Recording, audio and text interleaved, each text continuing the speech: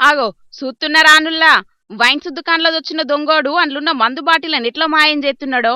Handle with care అన్నట్టు కిందున్న grills కేంచి మందు సీసాలను బయట పెట్టరాకుంటే పక్కటెముకలు పక్కుమన్న మంచిదే గాని కొట్టేసిన మందు సీసాలను రిస్క్ చేసి మరీ బయట పెట్టుకున్నాడిట్లా.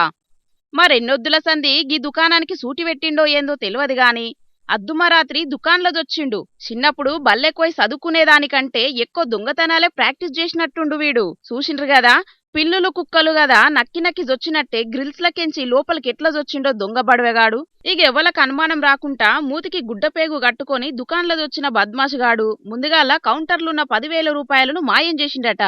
అటెంకల అందులున్న మందు సీసాలను ఒకటెనుకొకటి పొతం పెట్టిండు గిట్లా.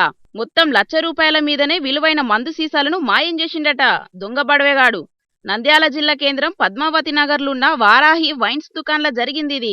ఇక ఇదంతా ఆడున్న సీసీ కెమెరాల రికార్డ్ అయ్యే వరకు ముచ్చట బయటపడ్డది. ఇక తెల్లారొచ్చి చూసే వరకు దుకాణంలో మొత్తం ఆగమాగమున్నదంట. ఇక ఎంబటెగ్గి ముచ్చట మీద దుక్లపొల్లు పోలీసోళ్లకు కంప్లైంట్ చేసే వరకు కేసు బుకింగ్ చేసుకుని దొంగోని పట్టుకునే పనిలో పడ్డరట. కానీ గీ నడుమైతున్న వైన్స్ దుకాణంలో చోరీలు చూస్తుంటే ముంగట ముంగట బ్యాంకుల కాడ సెక్యూరిటీ పెట్టుకున్నట్టే వైన్స్ దుకాణాల కాడ కూడా సెక్యూరిటీలను పెట్టే పరిస్థితి వచ్చేటట్టే ఉన్నదని అనబట్టిండ్రు కొందరికి ముచ్చటెరకైన పబ్లిక్.